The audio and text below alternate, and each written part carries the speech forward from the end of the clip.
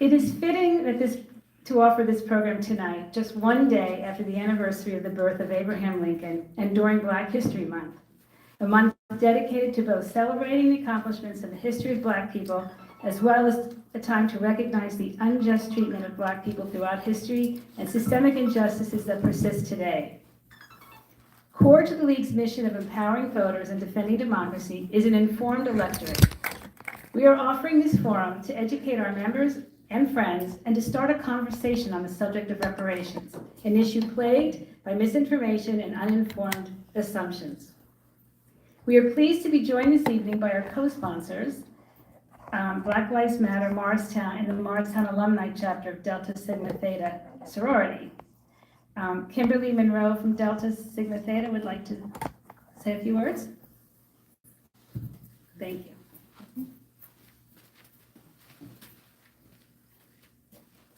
Good evening. My name is Kimberly Monroe. I'm the president of the Morristown Alumni Chapter of Delta Sigma Theta Sorority Incorporated. Delta Sigma Theta Sorority Incorporated is an organization of college-educated women committed to the constructive development of its members and to public service with a primary focus on the Black community. We provide an extensive array of public service initiatives through our 5-point programmatic thrusts: educational and economic development, physical and mental health, international awareness and involvement, and political awareness and involvement. As part of our political awareness and involvement thrust, the Morristown Alumni Chapter, members please raise your hand. They're all in the back in the red. We are proud to partner with nonpartisan organizations to keep our communities informed. We service Morris, Sussex, Huntington, and Warren counties. We would like to thank the League of Women Voters of Morristown for inviting us to collaborate with them on tonight's topic, Say the Word Reparations. We look forward to advocating for and passing of pending legislation to establish state reparations, state task force. Thank you for inviting us. Is anyone here from Black Lives Matter Morristown? Okay, well, we can thank them in absentia. We like to co-sponsor with other organizations in the Morris County area, other nonpartisan organizations, and they're just one of them who agreed to co-sponsor with us. We also have a co-sponsor, the New Jersey Institute for Social Justice is also a co-sponsor, and you will hear from them through our speaker today, John Pierre. And now I'd like to introduce this evening's moderator, Asada Mann. Asada is a community organizer with the League of Women Voters of New Jersey. Her work is focused on mobilizing League members, volunteers, and community partners around an organizing strategy that builds lasting power to secure legislative and policy wins. It is in this capacity that Asada represents the League on the coalition advocating for legislation to form a reparations task force in New Jersey. So welcome, Asada, and thank you for coming.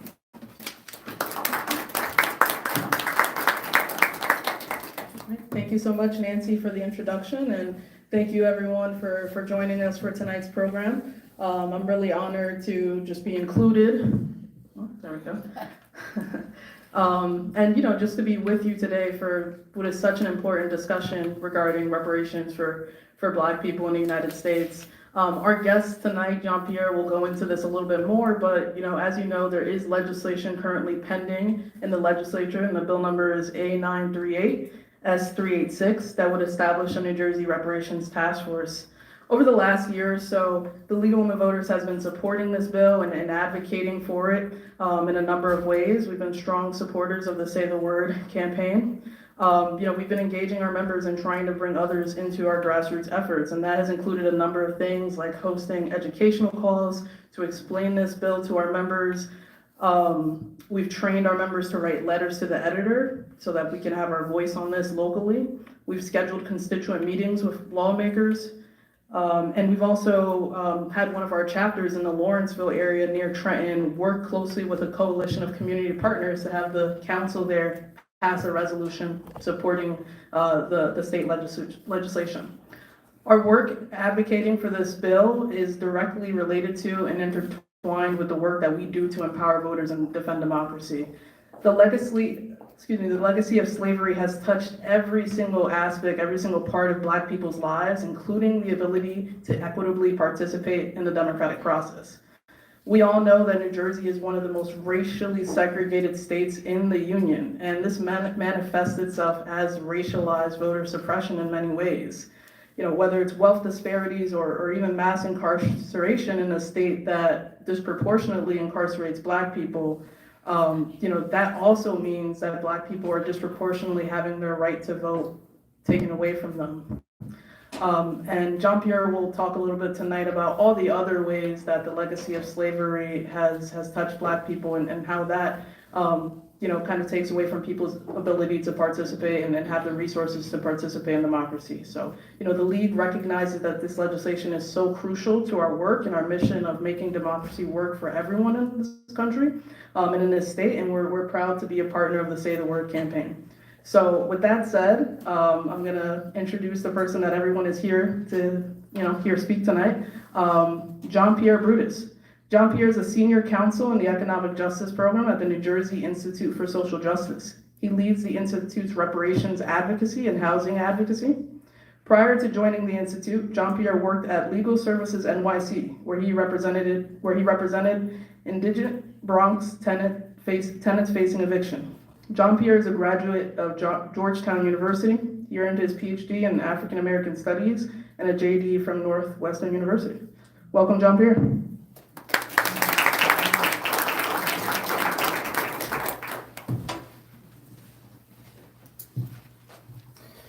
Thank you so much, Asada, for the kind introduction, and thank you, Nancy, as well. It's good to see you all. Good evening, everyone. It's a pleasure to be here. I want to say thank you to Delta Sigma Theta for co-sponsoring this event, as well as Black Lives Matter in Morristown. It's really nice to be here tonight. So, part of my obligation here tonight is to talk to you about reparations and slavery in New Jersey. And I want to give you a primer on that before I get into some of my talk. But before I do that, I want to give you some brief background about my organization, the New Jersey Institute for Social Justice. Excuse me one second.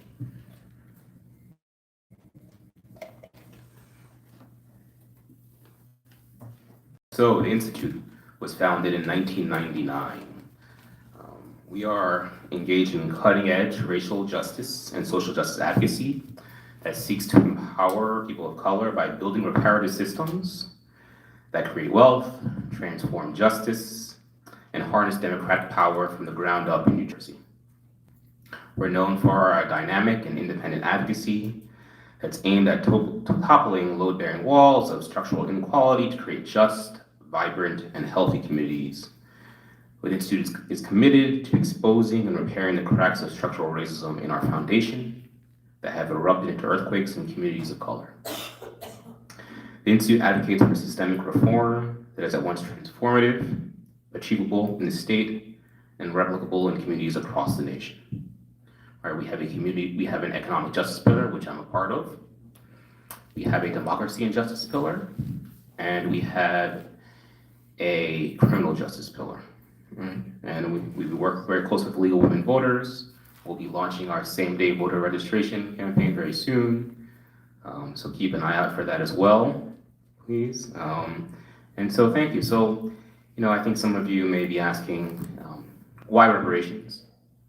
I know this is maybe for some of you thinking this might be a controversial topic, and why reparations in a northern state like New Jersey? Right? This doesn't seem to be appropriate or applicable, maybe, right? It might seem out of place. But I want to talk to you first about reparations, right? Reparations broadly, and then reparations in the context of New Jersey. So what are reparations, right? Reparations are a set of processes, a set of actions that are meant to address a particular harm, right? Repairing a particular harm, right? They could be of any number of things. But the United Nations has 5 steps on how it describes reparations under international law. And that's one way of thinking about reparations. That's some would say an overly legal way of thinking about reparations. And then I'll get into, I think, what are some of the more dynamic understandings of reparations, okay? I think some of you may be aware of pre-existing examples of reparations both in the United States and globally, some more historically prominent reparations examples that you may be familiar with. But I want to get into some of the more dynamic aspects of what reparations could look like in New Jersey through a task force and how we might be thinking of that. So, to go back to the UN's reparations example, I think one of the key aspects of that is this notion of cessation, of ending harms, right? When we think of reparations, we have to think about ending the particular harms, right? And cessation is one of those elements. The next would be restitution or repatriation, which means reestablishing a situation that existed prior to the harms. Right? Then there's compensation, which is something that some of you are familiar with. Then there's satisfaction, which is part of full reparations under international law, such as addressing emotional injuries or mental suffering. And then there's rehabilitation, right? Rehabilitating legal, medical, psychological, or other aspects. Now, in terms of reparations for slavery, one of the prominent thinkers on this issue is the economist Sandy Darity from Duke University. He's got a 3-point aspect about reparations, which he addresses as ARC. So the first is acknowledgement, right? Acknowledging the harms. The second is redress for the R, and the second is closure. And so those are some of the more prominent examples. But I want to go to a third one that I find perhaps the most compelling. And that's from the philosopher Olufemi Taiwo. And it's the notion of thinking of reparations as a world-making project, a world-building project. And when we think about that, what does that mean? Well, I'll get into that as I speak, but I want you to think about it as reparations is not just about the past, but it's also about the future, about building something new, about creating something new, about looking towards thinking about a new kind of New Jersey, a new kind of United States. And what does that entail? So, 300,000. I'm going to say that again. 300,000. That is the racial wealth gap in New Jersey. The median net wealth of white families in New Jersey is $22,500 compared to the $17,700 for Black families in New Jersey. Okay, that's one of the largest, if not the largest, in the country.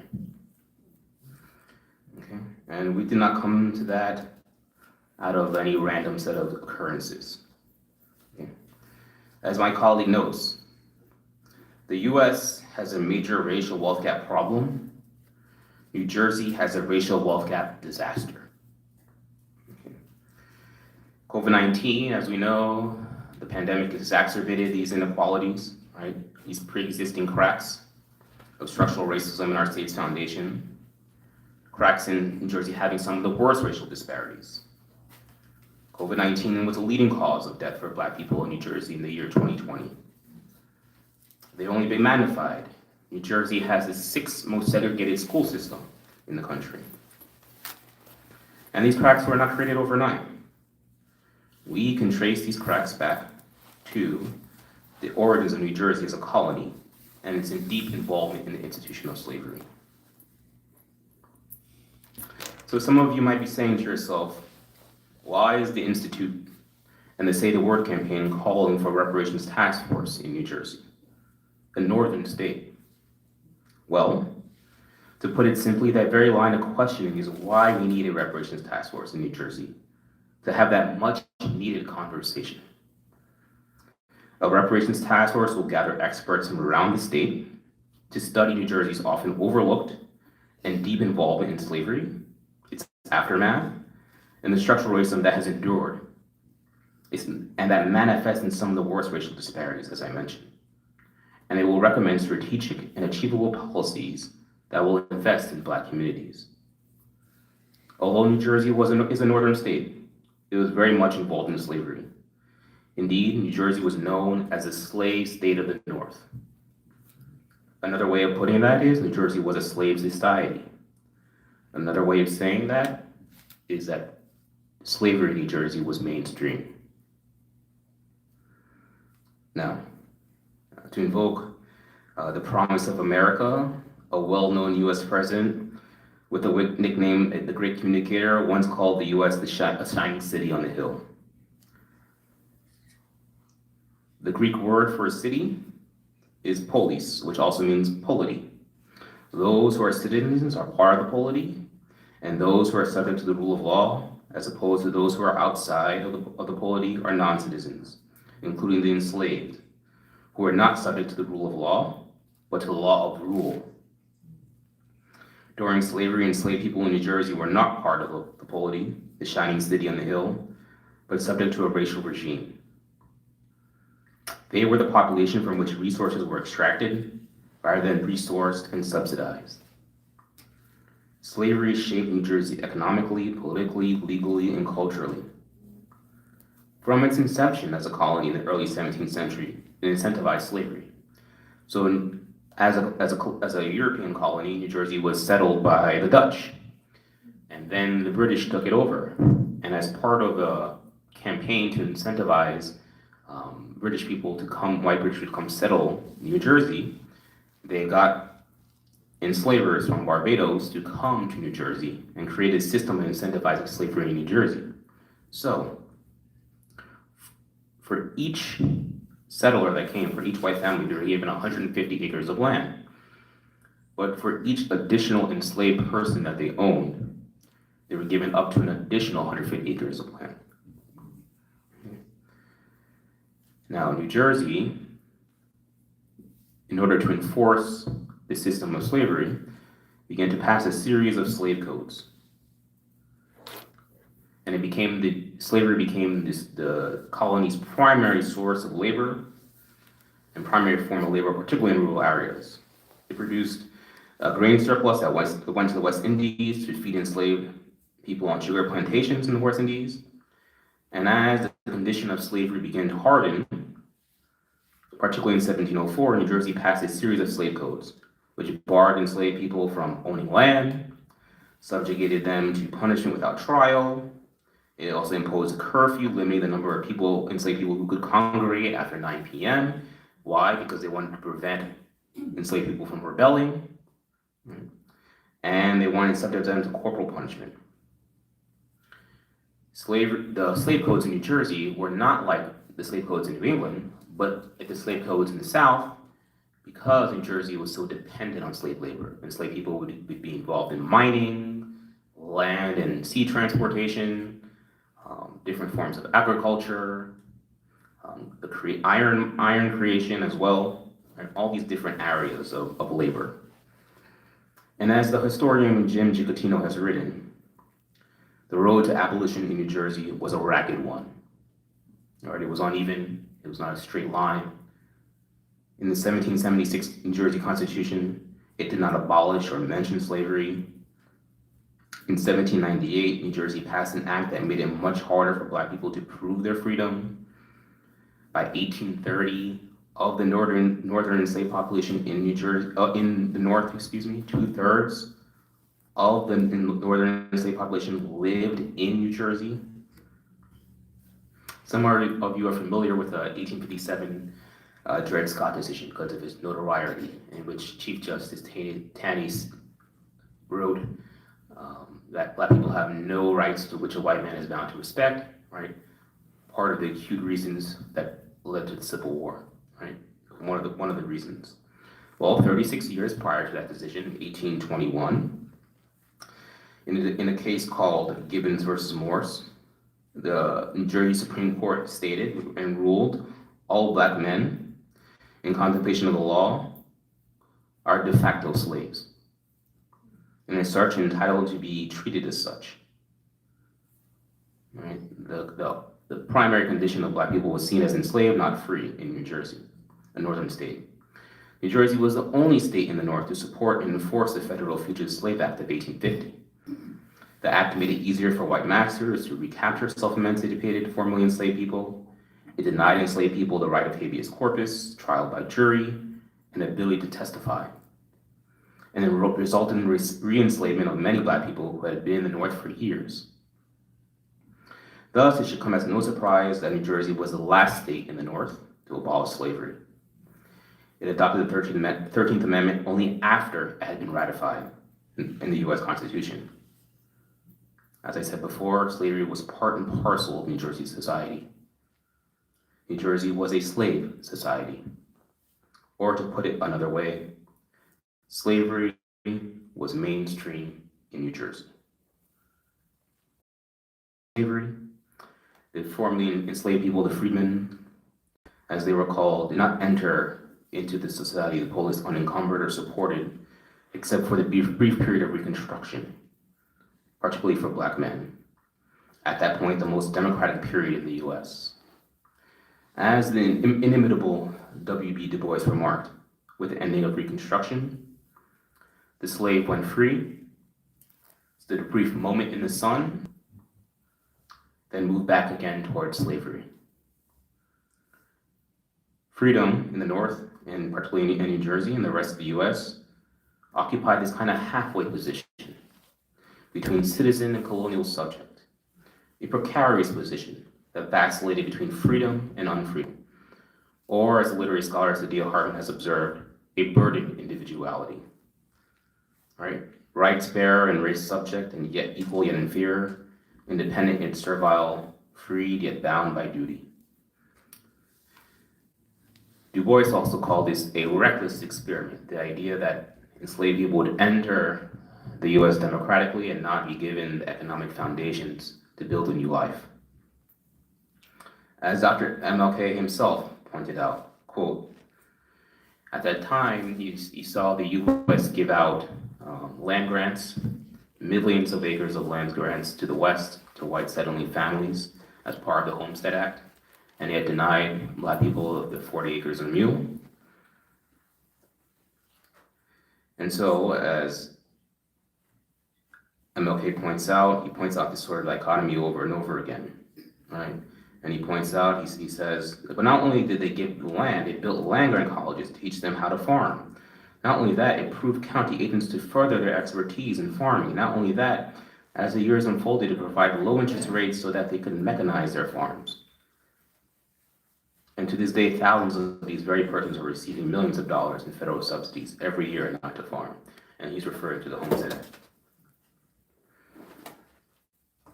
So, after Reconstruction throughout the US, including in the North, African Americans were subject to the reorganization of white supremacy by other means, be a concerted effort at the federal, state, and local levels, instituted through various laws, practices, and policies. As the historian C. Van Woodward pointed out, one of MLK's favorite historians, in his book, A Strange Career of Jim Crow, particularly Jim Crow started in the North and traveled into the South. New Jersey was not immune from the ravages and state-sanctioned segregation of Jim Crow. All right, you had redlining, you had racially restrictive covenants, you even had Jim Crow on the Jersey Shore.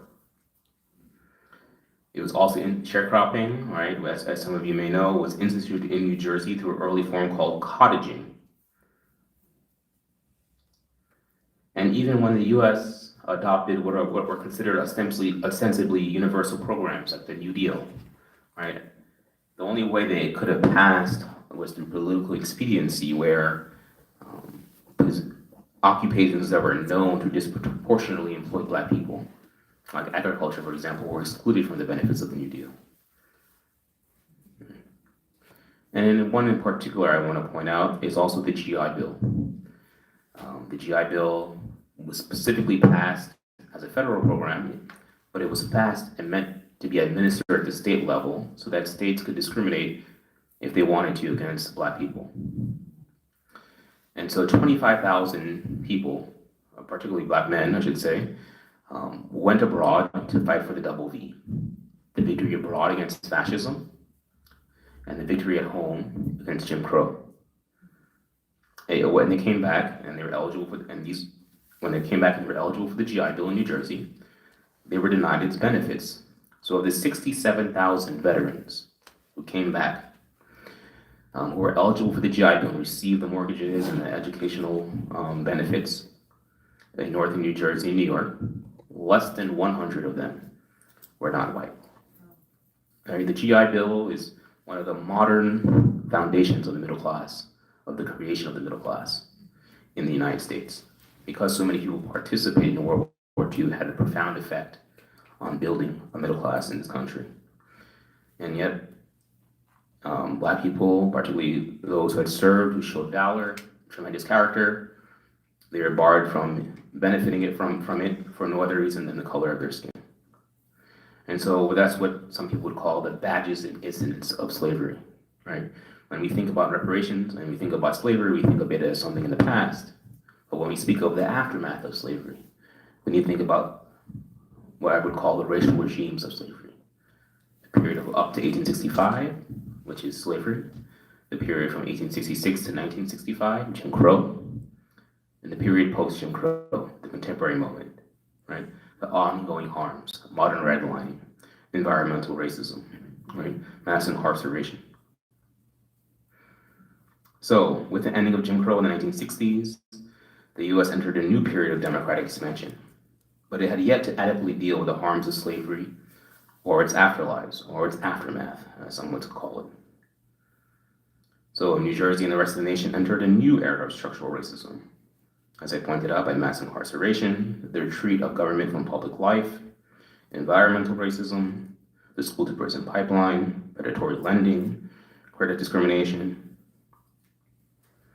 And so this sort of led to a disproportionate loss of wealth that we saw after the 2008 crash and during the Great Recession.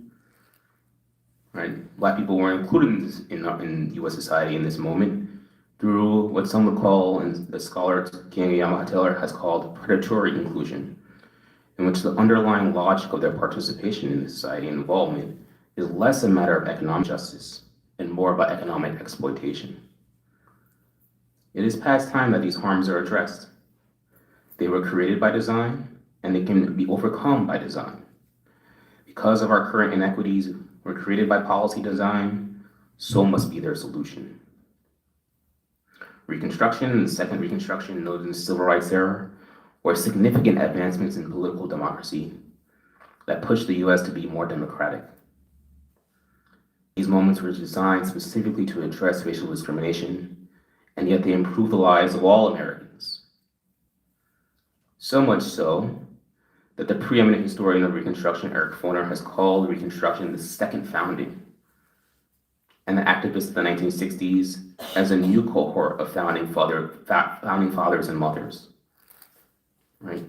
We have law school courses designed just specifically on the 14th Amendment because of its importance to all Americans.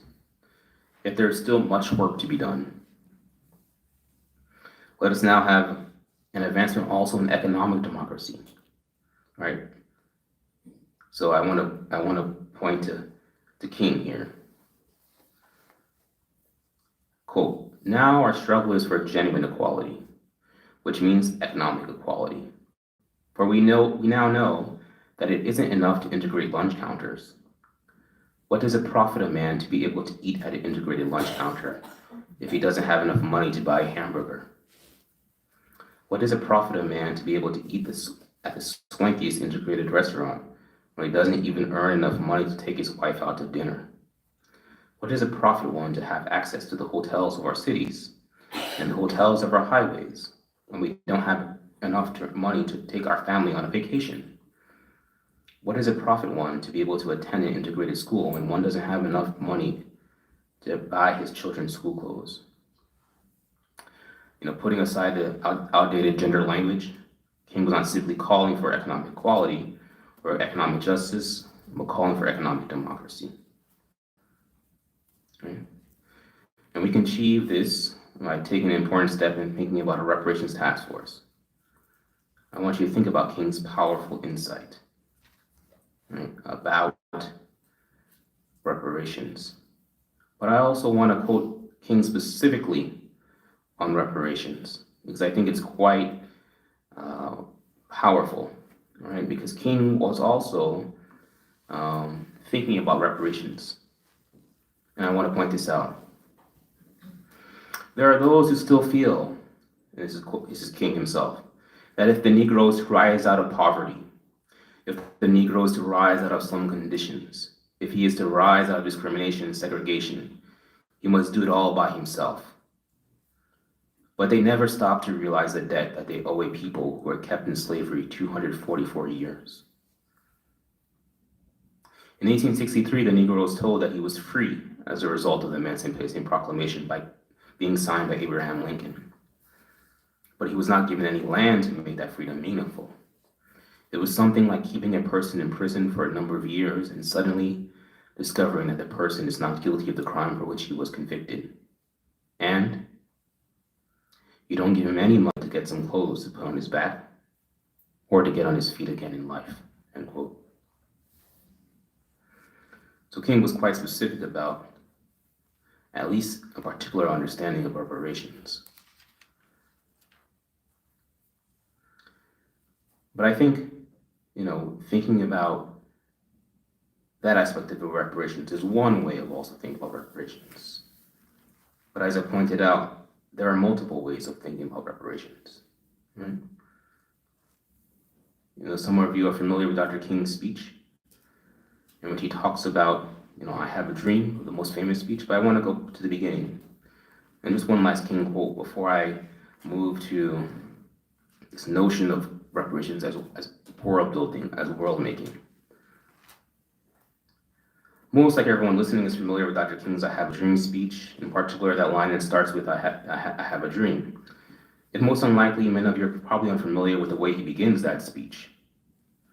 King proclaims, quote, "And so we've come here today to dramatize a shameful condition. In a sense, we've come to our nation's capital to cash a check. When the architects of our republic wrote the magnificent words of the Constitution and the Declaration of Independence, they were signing a promissory note to which every American was to fall heir. The note was a promise that all men, yes, black men as well as white men, would be guaranteed the unalienable rights of life, liberty, and the pursuit of happiness.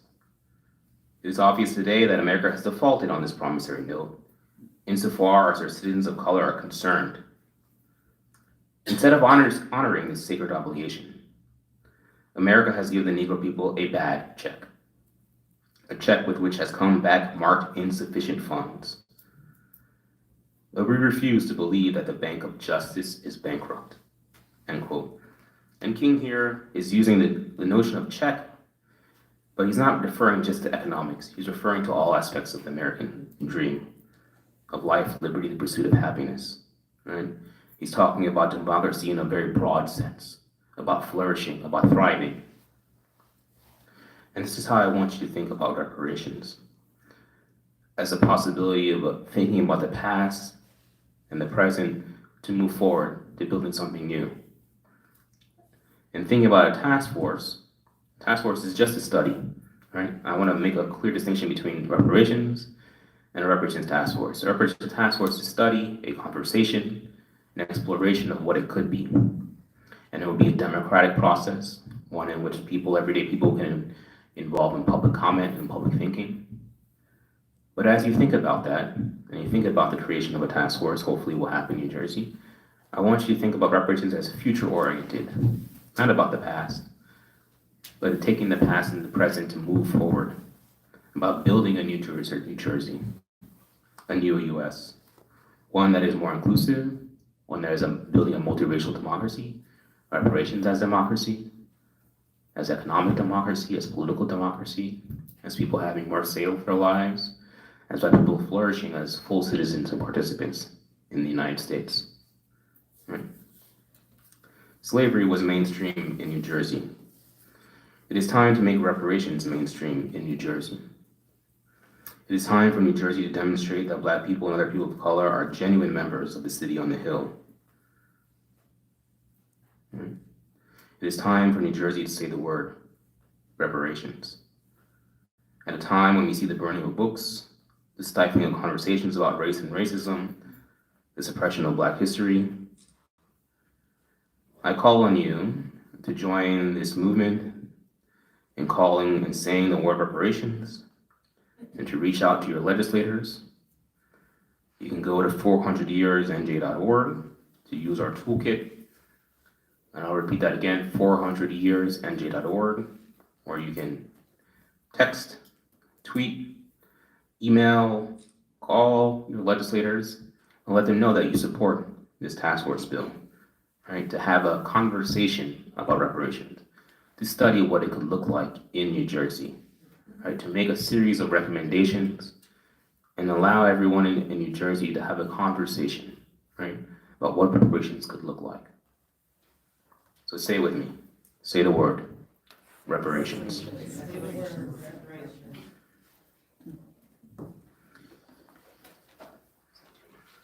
Okay, well, thank you so much.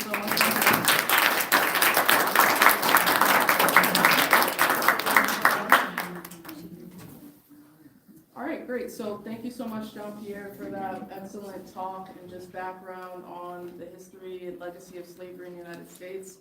We're gonna do a quick question and answer.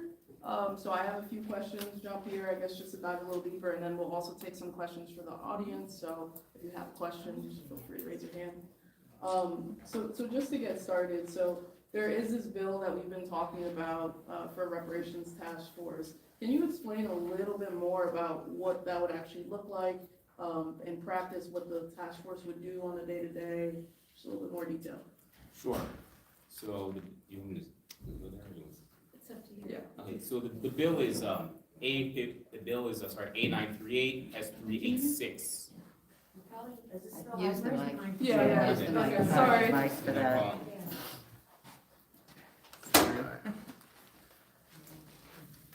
So the Reparations Task Force bill was first introduced in October of 2019. The bill number is A938 S386. There are currently 24 co-sponsors in the Assembly, and there are about 10 or 11 in the Senate. The primary sponsor of the bill is Assemblywoman Shavonda Sumter, who is the chair of the Legislative Black Caucus. 19 of the 20 members of the Legislative Black Caucus are co-sponsors of the bill. So what the bill would do is it would appoint 11 members, 3 appointed by the governor, 8 appointed by the legislature, 4 appointed by the party within the majority, and 4 appointed by the party in the minority. They would meet for 2 years. After 1 year after the initial meeting, they would produce an interim report. 2 years after the initial meeting, they would produce a final report. They would hold 6 public meetings across the state, Trenton, and Newark, and Patterson, Atlantic City, Camden, to have conversations on, various issues around reparations, around slavery in New Jersey, around ongoing discrimination, people's personal, lives and testimony, objections, whatever it may be, right, to give a kind of democratic and public engagement with this. California is in the midst of this. California will produce their final report in June of 2023. New York is considering it and may pass it. We'll see, perhaps this month, perhaps next month. Other states are considering task forces. Cities like Boston and Kansas City and Detroit have passed task forces. Evanston, Illinois has a reparations program. Asheville, North Carolina has a reparations program. They're about 1.5 years or 2 years. And in New Jersey, there's a lot of support, but there hasn't been any committee hearings on it yet. It hasn't moved, and hopefully, at some point it will. There's hope maybe that if New York gets it done, that put more pressure on New Jersey too. But New Jersey, in the recent history, was the first state to recently introduce a task force, but California has, obviously, moved past us on that regard. All right, great, thank you. And I'll try to project pretty loudly. So Jean-Pierre, you mentioned that, reparations in practice could be something that's dynamic, right? I think a lot of times when we hear about reparations, we think it's money directly. We think maybe it's land. Can you talk a little bit about what reparations could look like, what some of these policies, world-making policies might look like that you mentioned? Sure, so I think, I think when people think reparations, the first thing they think of is financial restitution, which is fine. That's certainly part of reparations. But I also want you to know that, from the time in which, Black people were organizing reparations in the United States and even throughout the Americas, when they were demanding reparations, it was not just financial recompense and restitution, it was also things around things like education and voting and other issues, right? When 40 acres and a mule, right, it's not just about money, it's also about autonomy, carving a space out for oneself, right? And it's just a proxy for that, right? And so when we think about reparations today, yes, we need to think about financial aspects, right? But also we need to think about investment in Black communities, right? The ending of redlining, right? Thinking about what are the barriers that are preventing Black people from fully participating democratically? What are the kinds of discrimination going on in banking? Close the racial wealth gap, and as some economists have pointed out, is massive shifts in transfers, but but programmatic things, right? One of the things that we need to realize is that the reasons why we have these massive racial disparities are because of practices and policies. And reparations will look like ending those policies and then creating programs and policies that would reverse those things, right? And thinking about those in a systematic way. And that would be through a large number of things. So as, for example, the New York Times just had a cover story about the gap in maternal mortality, right, regardless of income for Black women, right? And so when you think about that, what kinds of policies are going to be needed, right, to address that, right? That has to be a particular thing, that has to be well thought out, has to be a number of different areas, right, to address those kinds of health inequities. That goes to economics, that goes to policy, right? How do you address the fact that New Jersey has 566 localities, right? Why is that, right? So that needs to be addressed as well. That's going to be addressed through policies, right? A financial restitution is not going to address that. That's what we need to think about practices, and that's part of what reparations. That's why we need a task force to study all those things. How is the tax structure designed in such a way to benefit? How would you address the families who've been negatively impacted by the GI Bill, right? How would you address that? So reparations task force would need to study all those things. The list goes on and on, but that's why we need a task force of experts, people with expertise in different areas to study those things. And, reparations could look like that. And in instance, take on the form of housing, but it could also take on the form of housing as well in New Jersey, right? So there are many different ways, but I think, particularly in a place in New Jersey, reparations might look a little bit different, have a different kind of face, because, reparations is highly local in the sense that systemic racism has particularly local manifestations and different aspects to it. And so talking to the people who've been most affected is also going to be necessary as well. Great, thank you.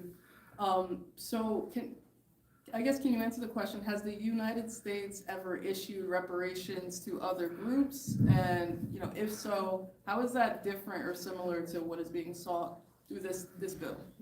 I think, yes, the United States has, and some of the more prominent examples are the internment of Japanese people during World War II, to some Native American populations for particular instances. But the thing is, when the United States has paid those reparations or given out those reparations, they're for particularly discrete aspects and entities and events. Right, but slavery, because of the nature of slavery, how large scale it was, how widespread, and then Jim Crow, it's on a different scale. And so to think about, all the incidents of slavery and Jim Crow and contemporary racism as discrete incidents, doesn't reflect the scale and the scope, and reparations should always be commensurate with the harms. And so thinking about the harms at the level of slavery is going to take, Jersey, but as well as the federal government. So that's part of that's part of the differences of the idea between a discrete entity and then an ongoing set of harms. Yeah, thank you. And so you just mentioned the federal government. Obviously, New Jersey, California, New York, we're having this conversation, but is there a conversation, any legislation pending at the federal level? So in this regard, there has been, right, since 1989, Representative John Conyers' mission was first introduced Bill H.R. 40, which was essentially a task force bill, a bill to study, a task force to study what reparations would look like for African Americans in the United States. After he passed away, Representative Sheila Jackson Lee took it over. New Jersey's own Senator Cory Booker has introduced a companion bill in the Senate. For the first time in the bill's history, in the House, there was a majority in support of this task force. It did not come to the floor for a vote, but a majority of the House did actually support the task force bill for the first time in its history just last year, last term. And as you know, some may have heard, states are laboratories for democracy, right? And it's incumbent upon California, hopefully New Jersey and New York to show the federal government that it's possible to do this, right? To lead the way, and that hopefully the federal government will follow, and the federal government will engage on this project since it's been around for quite some time now. Yeah. All right, thank you. So that's all my questions. Does anybody from the audience have questions? Yes, Beth, sorry, Beth. Yes, with respect to the pending bill for the Reparations Task Force, is there a budget allotment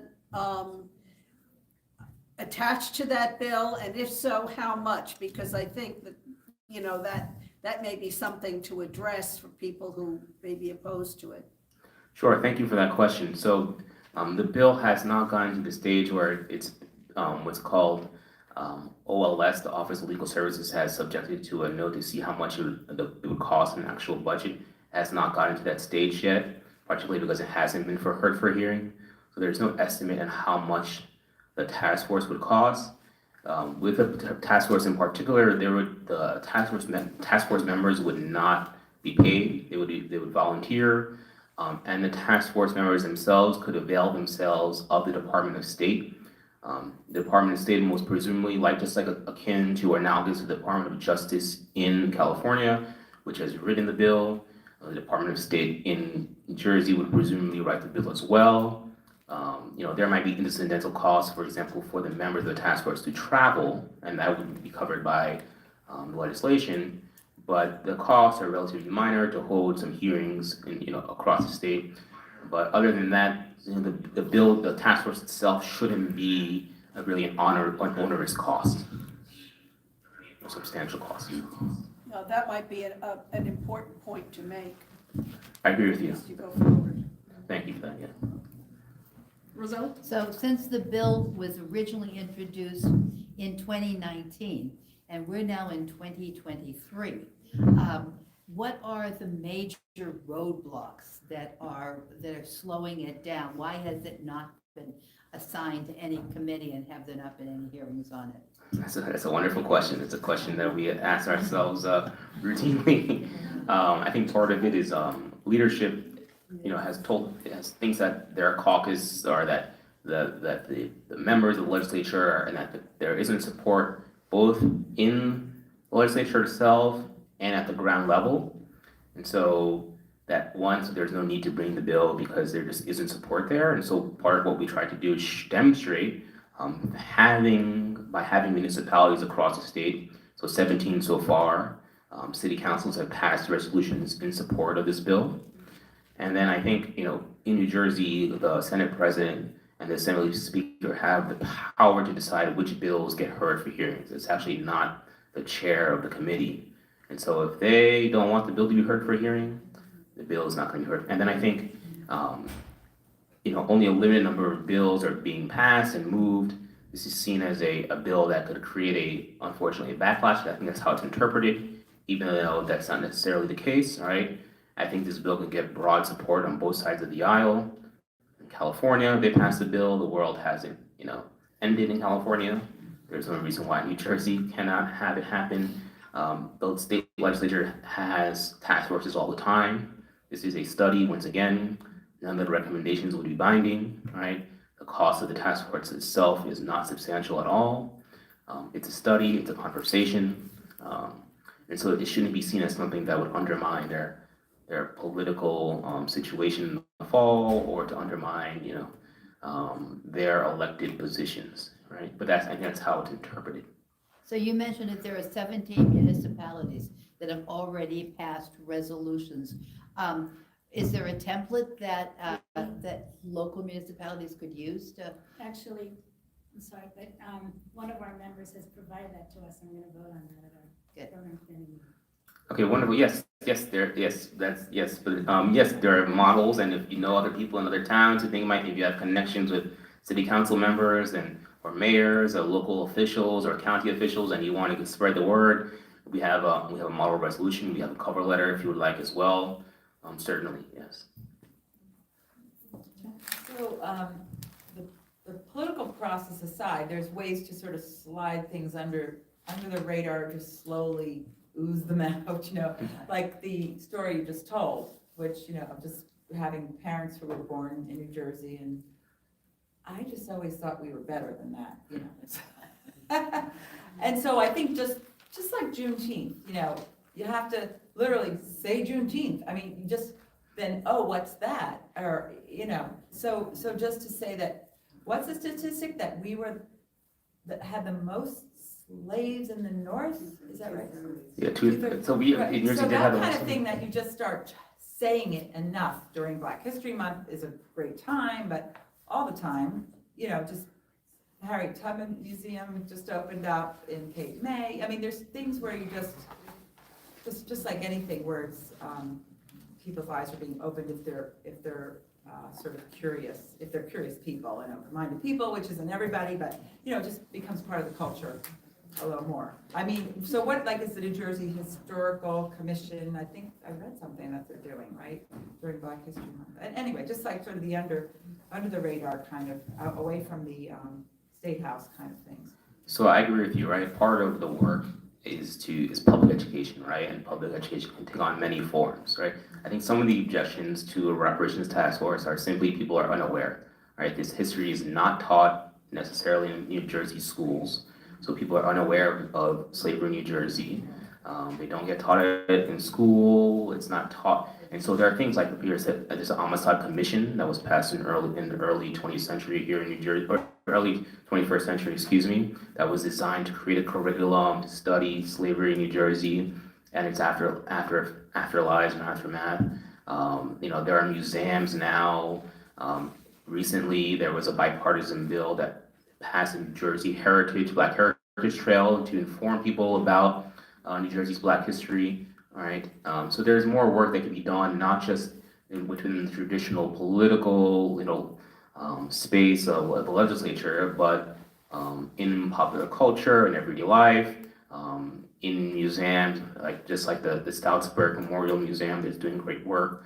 There's a recent documentary on slavery in New Jersey called The Price of Silence.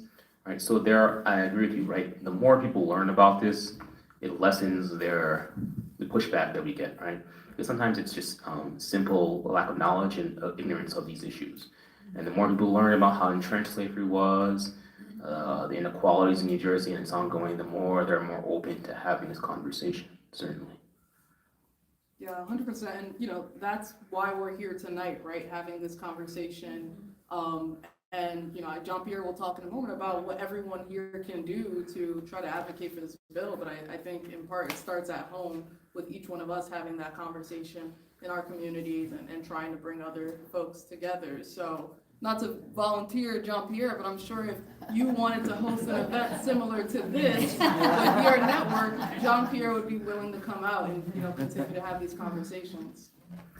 And what I will say is that at the Institute, we're working right now on putting together a short animated video that could be distributed across social media that will talk about slavery in New Jersey, about reparations. It can be shared on social media, on TikTok, on Instagram, right, to appeal and to really get the word out there to a much larger audience, right, than just that, we could do individual talks. That way, more and more people become engaged and interested in this issue so that we can really get the ball rolling here in New Jersey and really set an example for the rest of the nation.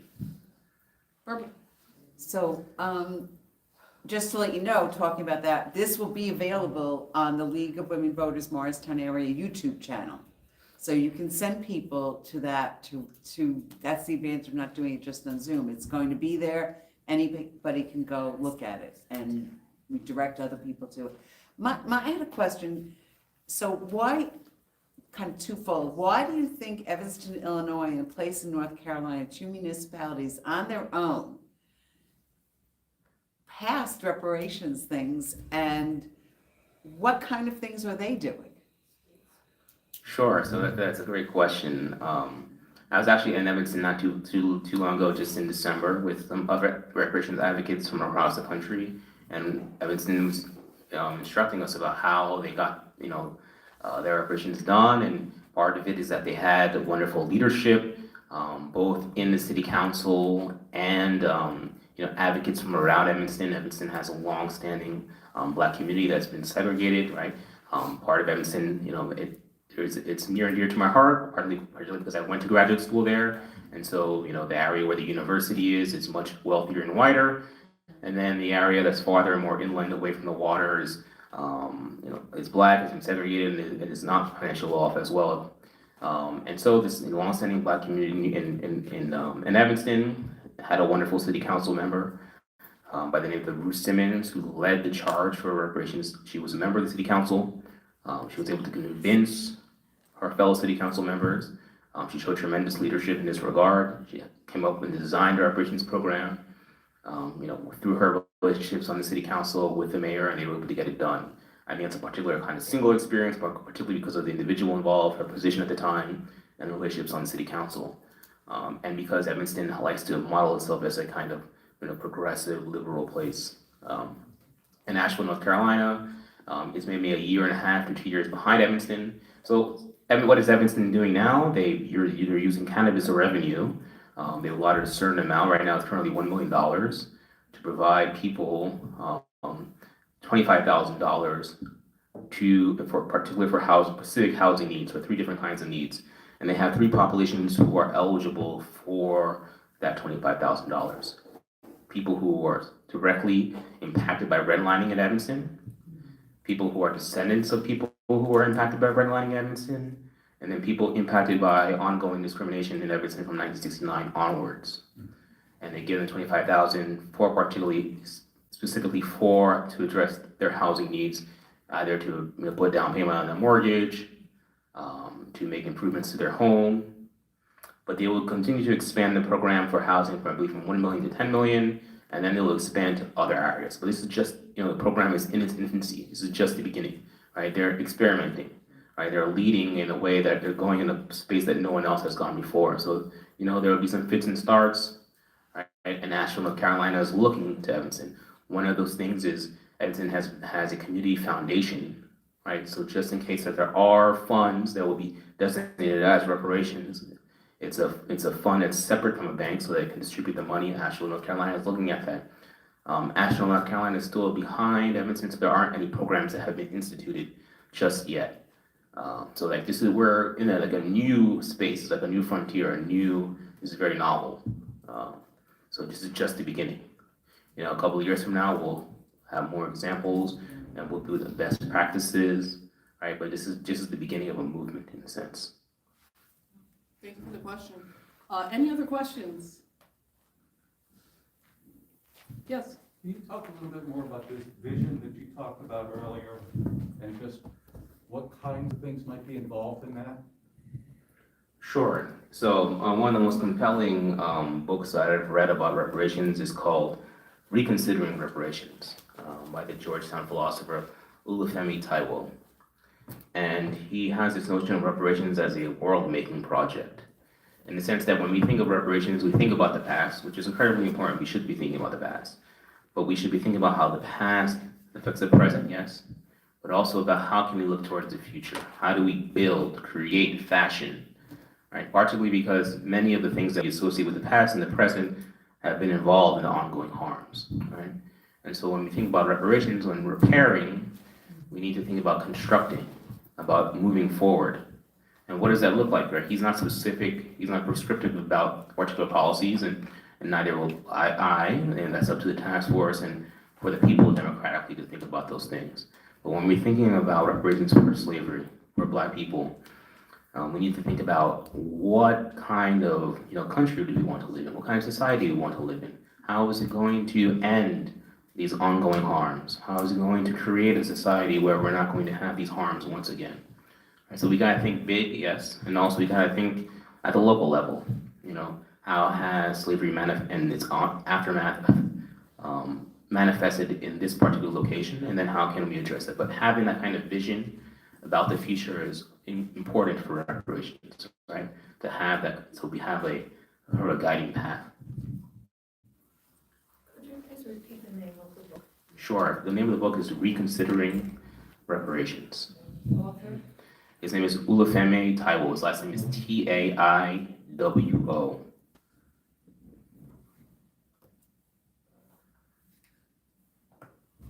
Any other questions from the audience for Jean-Pierre?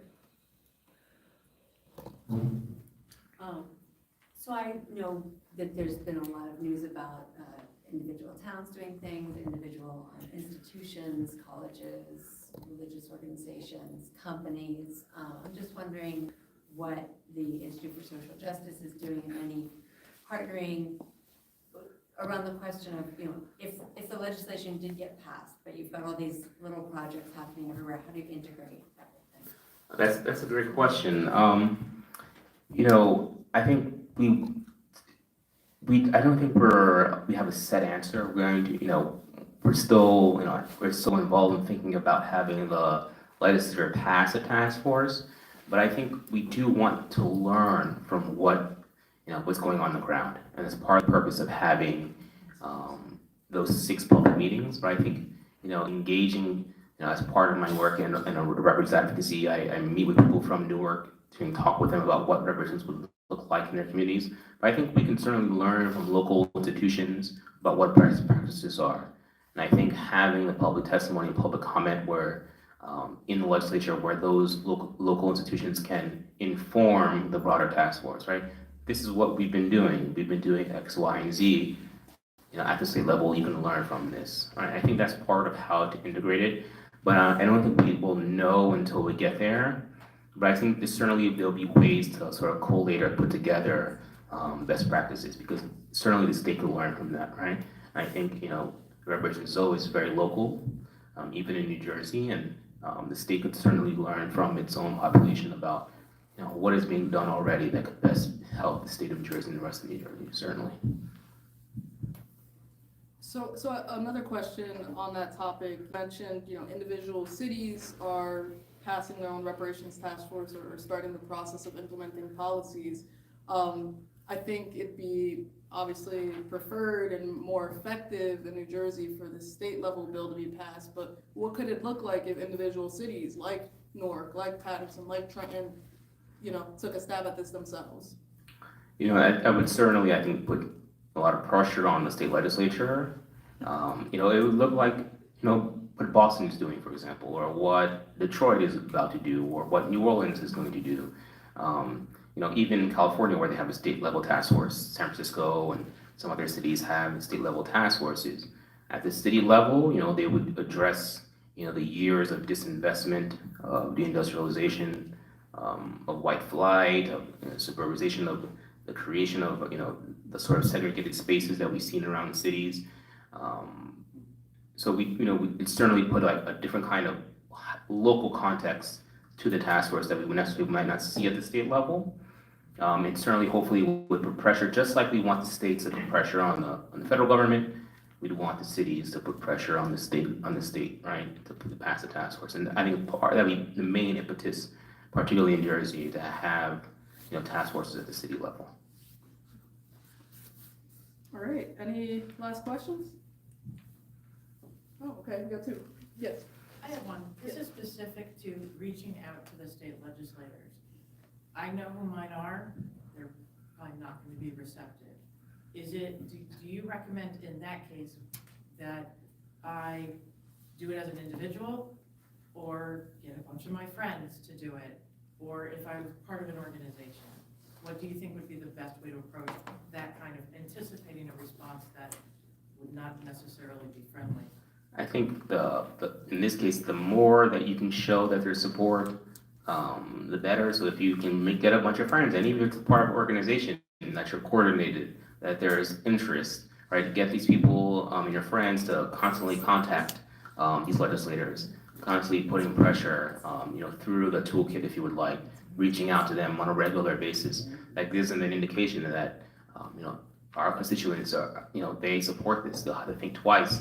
Maybe I should look into this. Maybe I should read a one-pager about this. Maybe I'll have my chief of staff or my policy director take a look at this bill.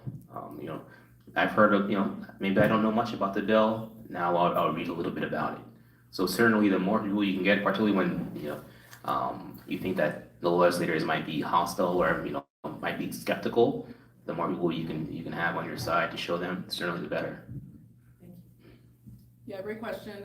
And just to add to that, the League of Women Voters in New Jersey, we will be doing trainings on how the legislative process works. We do trainings to prepare you to meet with your legislator one-on-one. So, if you're interested in getting those skills or it's something you've never done before, we're here to support you in doing that. We have one more question over here. Assume that these task forces or the task force from New Jersey is going to be successful with coming up with suggestions, etc. I wonder about enforcement. You mentioned redlining. I thought that had been taken care of, that the banks were not supposed to, the realtors were not supposed to follow that, and yet you still hear that all the time. That's an excellent question, excellent point, right? This is things that we, even with voting rights, for example, we've seen, unfortunately, the Supreme Court undermine, the Voting Rights Act, right? We've seen these ongoing, and so that's a wonderful question, right? How do we enforcement? How do we end ongoing harms? I don't have like a sort of light bulb, silver bullet answer for you, unfortunately. But I think, that's going to be part of the conversation, right? Because I think one of the shifts that we've seen with particularly redlining is, it was state-sponsored, state-supported, and we see it move into more of a privatized kind of thing where the banks are still doing it, and you've seen the Department of Justice go after banks who engage in these kinds of practices. One of the things you have to do is make it not profitable for banks to do this, right? There's a reason why they're doing this, and banks operate under a certain kind of logic, right? And it's what profits them. So how do you make discrimination against Black people unprofitable, right? That's one of the things you have to look at. What kind of rules can you put into place to make redlining and these kinds of practices unprofitable for banks? And once you start asking that question and coming up with rules and practices to prevent that, maybe you can end redlining, right? And how do you make it profitable to invest in Black communities, right? Or what is the competition that you can create to force banks in a position where they do have to compete with some entity that finds a kind of profit to invest in Black communities, or some kind of entity that invests in Black communities, and banks then are operating in a different kind of arena, So those are the things that we should probably think about. Yes, Beth? Just a real quick, you referenced before, and a couple of other people did too, that there is an impetus for these task forces at the local level. Is there some concern that if that begins to take hold, that the state legislature may use that as an excuse to just blow it off and say, oh, let them handle it at the local level, we don't have to get involved? I mean, is there a chance that one may undercut the other? I think it's a great question, right? That's the same conversation that's happening at the federal level and the state level, right? Why does the federal government need to do this? If California, the largest state in the country, is doing this, then if New York does it, and then the federal government's off the hook. Like we've already seen it at the state level. We don't need to do this. And I do think that that's one of the things like that will be raised. But just like at the federal level, the federal government has a different set of resources, right? The state has a different set of resources, a different set of rules, a different set of practice that can only be done through the state that municipalities and localities cannot do. So just like the state can do what a locality cannot do, the federal government has the capacity to do what states can do. And so that's always going to be sort of the card, the ace in your pocket, where you can say, well, this entity at a much larger scale can do a much broader set of things. And so, stuff you might push back, the federal government doesn't have to do X, Y, Z, but the federal government is the only one entity that can do X, Y, Z, and the state is the only entity that can do X, Y, and Z. And so that's how I would think about it. All right, before we hand it back over to Nancy, jump here, can you just remind folks where they can go to learn more or to take action? Sure. So if you want to find out more about the Say the Word campaign, please go to www.njisj.org/say the word. All right. And if you would like to use the toolkit, go to 400yearsnj.org. If you want to find out about the work that the Institute does, you can go to njisj.org. If you want to find us on Instagram, you can find us at Do Social Justice. And if you want to find us on Facebook, it's NJ_ISJ. And we're also on Twitter at NJISJ. Great, thank you, Jean-Pierre, and Nancy will email that stuff out to anybody who signed in. All right, thank you so much.